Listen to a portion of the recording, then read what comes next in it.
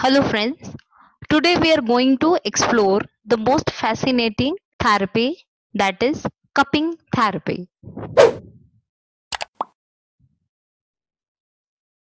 Outside the realm of conventional medicine, a quest for searching and alternative modalities is always a part of research and experimentations since time immemorial. Cupping therapy is a much sophisticated, advanced, and considerably scientific approach towards pain management and as well as bloodletting, which is practiced across the world. It is widely known to carry a remarkable potential in addressing a large pool of diseased conditions. In this modality, basically different types of cups are used, hence the name cupping therapy. It is an ancient therapy believed to relieve sore muscles by mobilizing blood flow to the affected sites. Suction cups are affixed to a affected area, often back and extremities, by means of suction device or a heat source. The skin is drawn upward by creating a vacuum. Blood flows to the affected area, typically leaving a round baseball-sized bruises. It is known to be the best tissue massage and its action is very much similar to the shrink or alabu.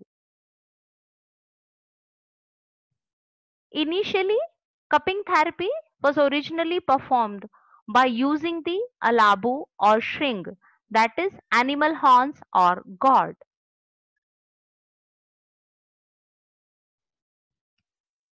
After it, cups made up of bamboo, clay, ceramic, plastic, silicone, glasses, etc.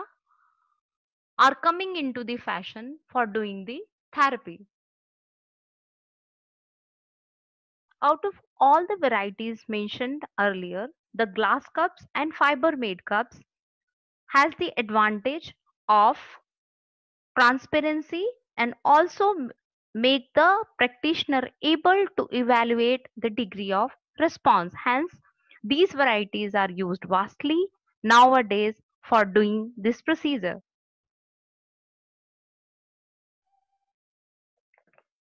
At the end of 20th century, another modern method of suction was developed in which a valve was constructed at the top of cup and a small hand operated pump is attached so that practitioner can create vacuum without relying on fire, thus avoiding some hazards and having greater control over the amount of suction. These devices are commonly known as cupping sets nowadays.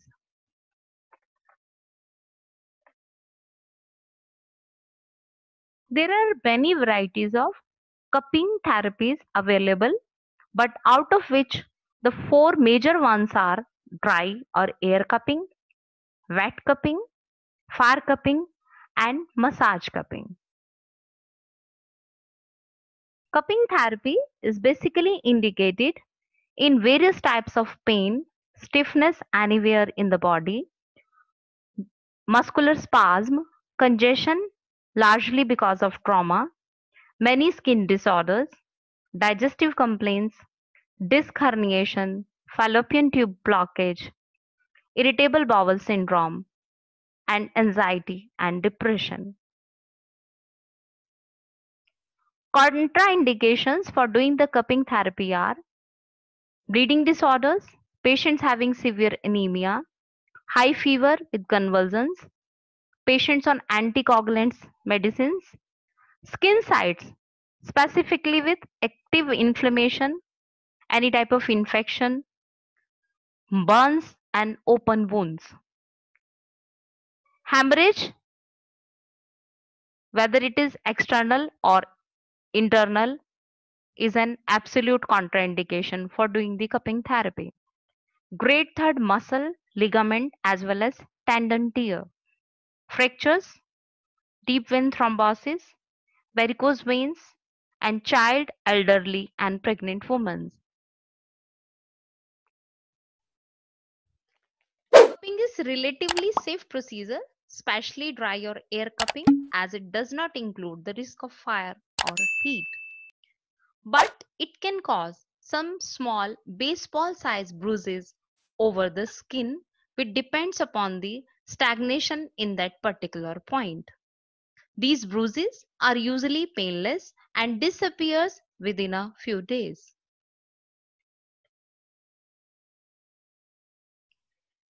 But there could be some adverse effects in the localized area because of negligence, such as accidental burns, major scarring, blister formation, or skin infection. Now, the method of application. Prerequisites for cupping, especially the wet cupping, are hemoglobin, bleeding time, clotting time, random blood sugar, HIV, hepatitis B, and hepatitis C examination. Informed consent must be taken prior to the procedure. All aseptic measures should be adopted to prevent the skin infection. Tetanus prophylaxis is a must, and hair removal and cleansing of the local area should be done. Before going for the procedure, we have to sterilize the cups we are going to use. Now the dry cupping. It is also known as vacuum or air cupping because in this fiber cups are used and vacuum is created with the help of a suction device. Suction cups are placed for 5 to 15 minutes depending upon the condition of the patient. We simply have to release the pressure by pulling the one edge of the valve, let the air in and it gets off by itself.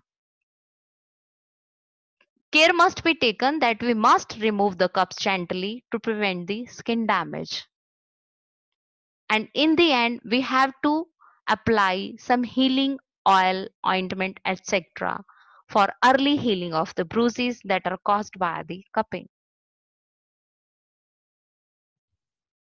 In the wet variety, we have to give multiple pricks by sterilized needle at the affected site, and suction cups are placed for 3 to 5 minutes or till blood clots as we are seen in the pig.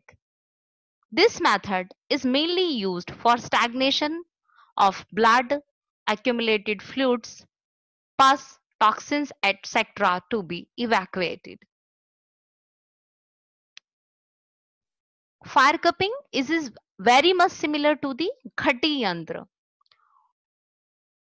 For fire cupping, we have to grab a cotton ball and dip it into a rubbing alcohol or spirit or any inflammable material. Blot the cotton ball on some paper towel to get rid of extra alcohol. It should be wet but not dripping.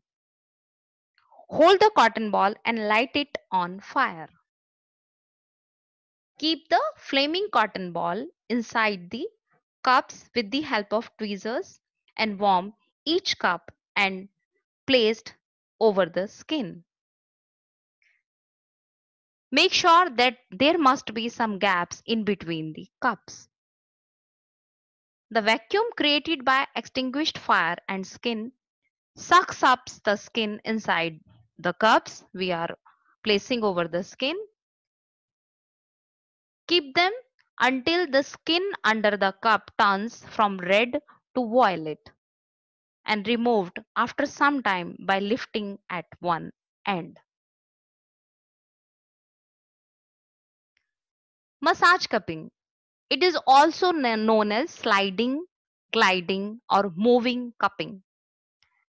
In this variety, we simply have to apply a generous amount of oil over the skin, and after moderate suction, the cups are allowed to slide over the affected muscle groups. This has to be done for 5 to 10 minutes. Aftercare after cupping therapy, that is, we have to apply healing oils regularly over the affected part. Patient have to avoid excessive heat, sauna baths, hot tubs, etc. as it may delays the process of the healing as well as the skin may get infected.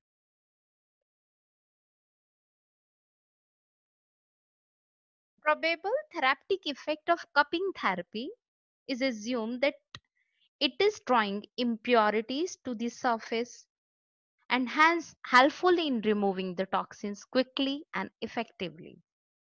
It also increases the local blood circulations and lymphatic flow.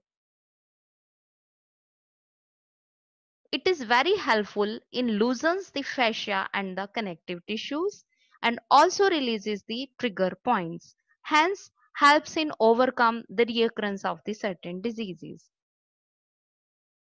It is also known to be stimulating action on the tissue relaxation and better cell to cell communication.